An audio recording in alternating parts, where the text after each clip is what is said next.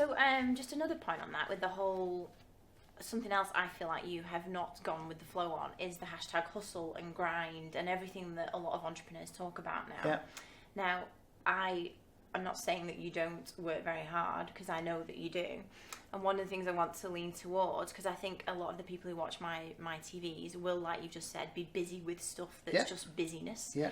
And it's not actually the big chunk of work that moves the business forward. Yeah. And one of the things you have always, again, I feel like it's a bit before its time, because everybody talks about morning routines now. You've always talked about the 90 minutes. And now, I mean, I guess you can do that whenever you like, but in your case, it's always been the morning routine is the 90 minutes. Yeah. Now, a lot of people who watch my TV might not know about that. So can you just explain why you've always done it and what it's meant to you? Well, yeah, I haven't completely always done it, although I was very fortunate to discover this very early on. Okay. And I had when I started out on my own in that first year, when I'd been chasing the 100-gram target, and I had an old guy who lived in the village. Well, he sadly died now, but he took an interest in what I was doing. And he used to pop round for a cup of tea and a chat every 2 or 3 weeks. And he'd been around a lot in the business industry. And I'd been going about 3 months, having a cup of tea in my lounge at home. And he said to me, "Now, he said, what's the single most important thing you've got to do for this business of yours to be a success?" That's a horrible question. You know? And I flipped around for a bit, but I settled on, well, I guess I've got to get and keep enough customers. If I can get and keep enough customers, everything will be okay. So I think you're right. Phew. He said, "So when are you getting and keeping customers today then?" I said, "Sorry, so what have you done today?" And I've been really busy, Emma. You know, I've been really busy. I've been up early. I've been doing all the work for the clients and taking the checks to the bank, and I'm doing all. I'd been really busy. I'd not been like tossing off anything at all. I'd been really focused. But I'd done nothing that day to get and keep customers. He said, "Well, that's insane." He said, "I thought you were smart." He said, "Any sensible person, once they know what the single most important thing is, would surely spend some time every day doing that single most important thing." And to me, that was so blindingly obvious. And I did feel like really stupid at the time when he said it.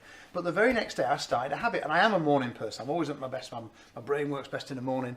And I'm usually, still now, I'm usually at my desk by about 7:30 in the morning. And I come in and my door is shut and there's a sign on my door, and you've seen it. It says, "Do not disturb unless building is on fire." Yeah. And no one can come in, and my phones are turned off. And before I went home the night before, I made my little list, and I do the things between 7:30 and 9 o'clock in the morning that are going to make my business more successful. And I don't do any client work, any customer, I don't do anything to help anybody else.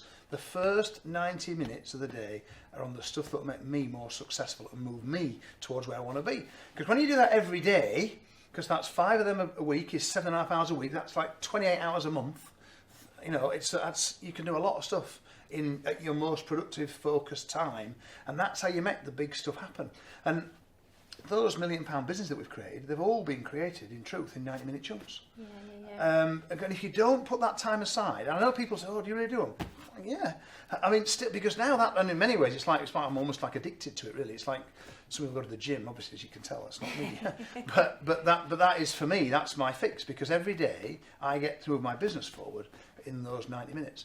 And if people do want their business, or more importantly, their life, to be somewhere different to what it is today, and there is a real burning desire to make that happen, then the 90 minutes is definitely part of the solution. And you'll know it's also the indicator as to how serious you are about it. Because now you've watched this, you can't unhear it. Yeah. And once you know this, you reckon, well, whether you do the 90 minutes or not, just tells you how serious you really are about making the right stuff happen. Because if you find, because it's too easy otherwise. We can come into work and, you know, there's loads of stuff to do. We've got customers and staff and emails and social media. We can do all the stuff that keeps us busy from whatever time we start to whenever we finish. But that's not necessarily the stuff that's going to get us to where we want to get to. For sure. And the 90 minutes is the stuff that gets you. It's the key. And there's so many like business owners that I will talk to, or customers, and when they have, most of their days will be at the end of the day, if you say to them, "What did you do today?" And the day will have passed and they won't actually be able to pinpoint, "Oh, well, I did get that project done," or it will just be like a vague greyness of like emails and calls and speaking to that member of staff, and it all just kind of... But someone was saying that, "Oh, poor people don't know where the money goes." I said, that's not true. Poor people don't know where the time goes. Yes. And that's the most precious thing we've got, isn't it? Because none of us are here for very long, in truth, on this planet, you know. And in that regard, every day does count, and we can create and shape the life we want for the people that matter to us. You know, that's our families, our team, our staff. And as entrepreneurs, it all sits on our shoulders. So you, and I think the 90 minutes is just, it's an amazing concept if people get their heads around it It's the properly. simplest concept in the world. Yeah, it's just like spend an hour and a half of each day doing the things that will make you more successful. And the other 22 and a half hours, do whatever you like. So just, definitely, and to give the viewers like some ideas, so the things that you might do in the 90 minutes are ways of getting new customers. Yeah, I mean, mine's fairly structured. So, I mean, all our new products are developed and our new things that we're going to do. Okay. You know, I'll wrestle with some of the problems there. All the marketing is done. It's all written and created and crafted. The ideas have their own link there. I'll spend some time every fortnight. One of my 90 minutes is reviewing our Google ad spend. Another session is reviewing our Facebook spend. We spend a lot of money on those, so I need to keep close to that. My team are spending the money, but I need to spend. That's all about getting to where I want to get to. Some of those sessions, I mean, a lot of my writing is done in those sessions because we have to write a lot of stuff. A lot of the ideas for the videos that we'll do, or the TV show that we're filming here every Wednesday. That's a really important part now because we're going out. We've got a global audience now, and that needs a bit of thought. And that makes us, if I do those well, people will come back and watch next time, and then they'll spend some money, and then that builds the business. So that gets into my 90 minutes. But so it's focused on the big stuff. But I always know today is not over until tomorrow is planned in terms of the 90 minutes. So I never leave the office without knowing what tomorrow's 90 minutes is going to be covering.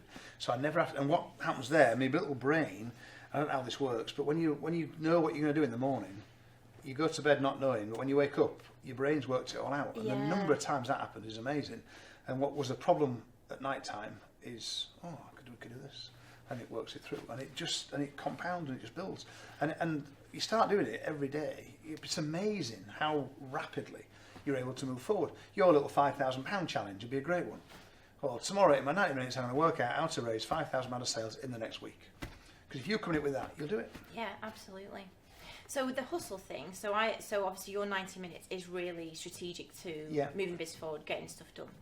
Because I feel like a lot of our customers, people we speak to, everybody's looking for this ideal, a business that they love and enjoy and can grow, but also doesn't completely dominate their life. Yeah. Now, there are some people out there who love being workaholics, but actually, I definitely learned now it's not the cool thing. You'll be a long time dead, and actually just spending all of your time at the office is a bit crap.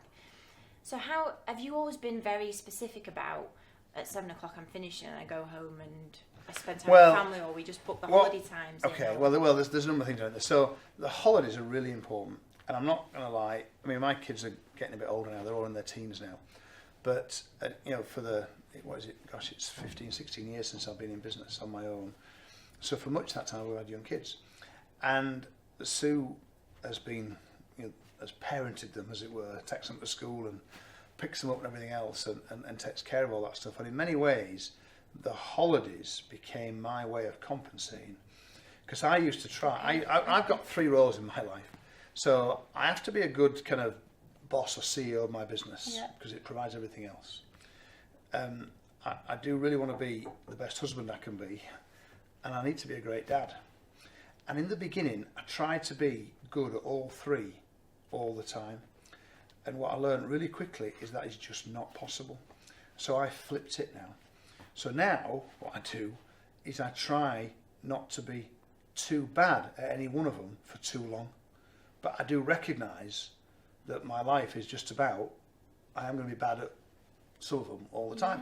And that helped me a lot. I hope I explained that well enough. So for instance, it's not unusual that I could go a full working week without meaningfully seeing Sue or any of my kids. Potentially there's things of an evening, or I'm doing a talk or something, and quickly, oh my God, it's Friday night, whatever. But I do try and preserve weekends, so I very rarely work at weekends. And our holidays are really important. We have a lot of holidays.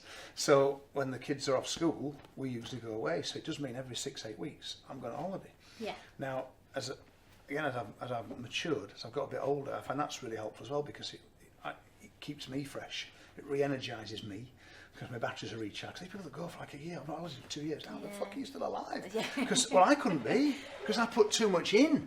When I'm actually at work, I am living and breathing it, yeah. and I do love it. And I think it's not a chore. I mean, every morning I jump out of bed, I can't wait to get here because it's great. I get to do what I love all the time. But my balance comes from the holidays are really important. But also I learnt was that if I try and do work of an evening, it will take me twice as long and be half as good. Yeah. So I just don't even try. So I'm always home by 7 o'clock. And I never work. There's no point in me working in evenings because just my whole metabolic rate of doing work will be diminished. So I don't even try. So I do have an evening, I'm outside with one of my coaching groups for dinner, but that's quite unusual in truth. Normally all above in. So you have to find what works for you. Yeah. But again, recognise that you're responsible for it. I'm responsible for what happens in my life because I haven't got a boss. There's no one telling me what to do. I get to choose. That's a great thing, really. Absolutely.